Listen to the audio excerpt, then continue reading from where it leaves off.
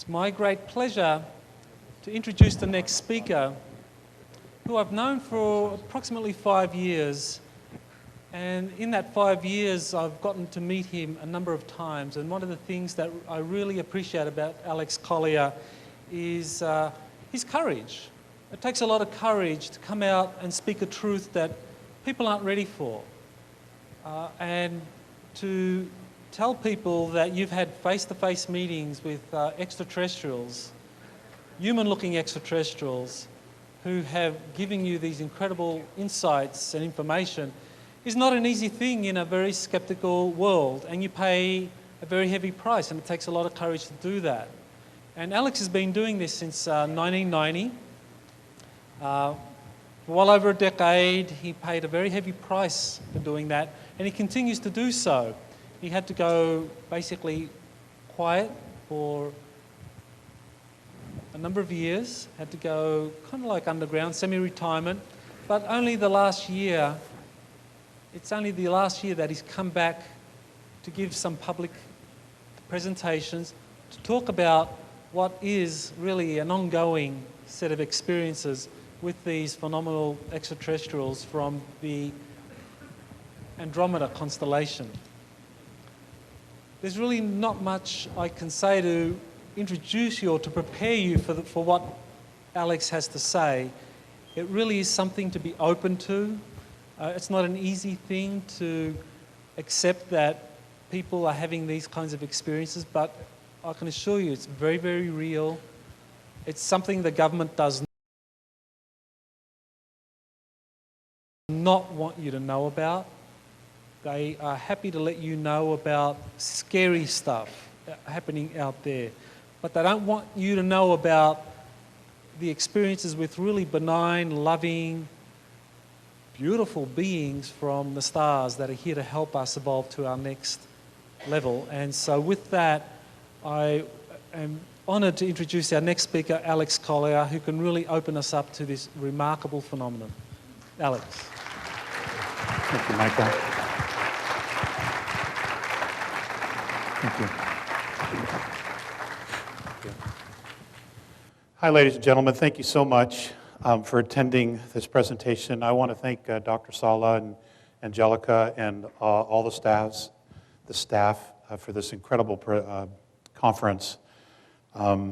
It's just remarkable, and my wife and I are thrilled to be here. We just love the islands, and it's a great escape from the mainland.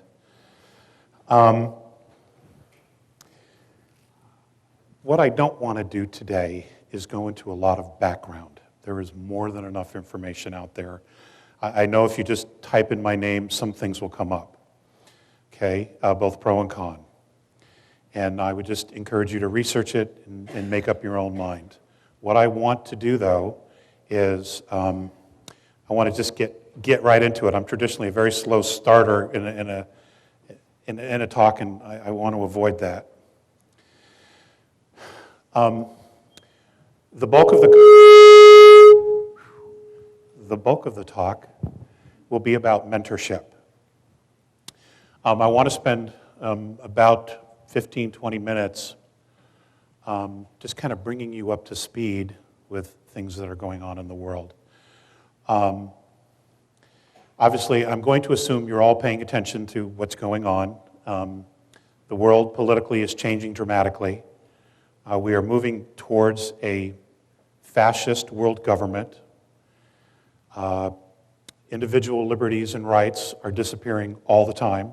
In fact, here in the United States, the only reason we have a Bill of Rights is because of the Second Amendment, because they haven't figured out how to get the guns.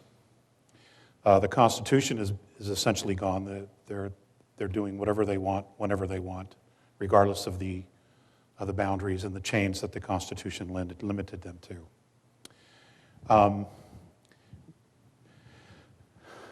We have a world financial crisis.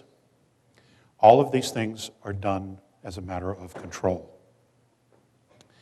And essentially what we have is we've had a global government for some time, actually, but now they're just becoming more and more overt about it because they feel so confident that they have everybody exactly where they want them.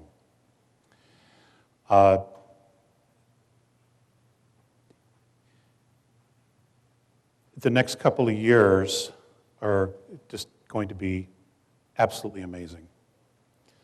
It's going to seem like 50 years, all the changes that are going to occur. In the end, however, we will look back at it and say, my God, what a blessing. Because clearly what we're doing and what we have created for ourselves isn't working. It has only detached us so much, not only from the earth, but from who we actually are as souls, as beings.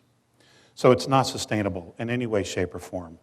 Even if the governments of the world came clean and said, okay, we are colonizing Procyon and Altar, and we have found all of these resources, and we're bringing them to the earth, and everything's going to be okay, it is still unsustainable. And the reason for that is we are not living a spiritual life. And that's what we are. We're spiritual beings. Okay? We are not a natural resource to anything or anybody. And over the years, being with Morine and Phaseus of the constellation of Andromeda and others, what's been very difficult for me, the learning curve for me was being able to shift my perspective to how they view us. And that's been a real challenge because, this reality is so real. It is so solid.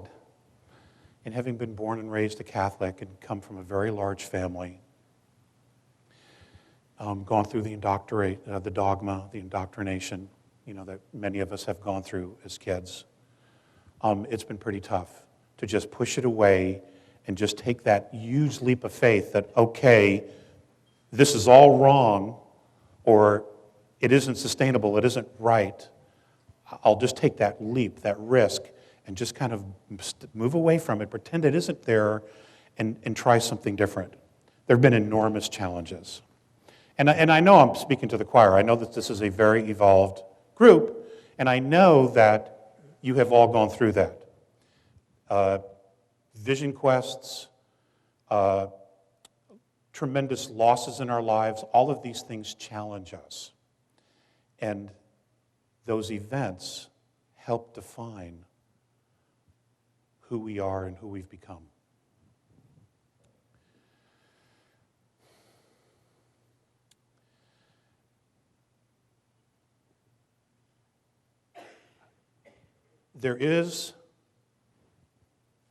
Earth is complicated. There is a darkness that is here, that is present on earth and under the earth and around the earth. Okay?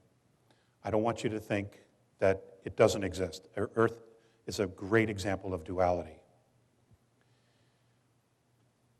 And it's taken me a very long time to get to this place where I'm actually very grateful at this point for that duality, for that darkness, for learning about that darkness.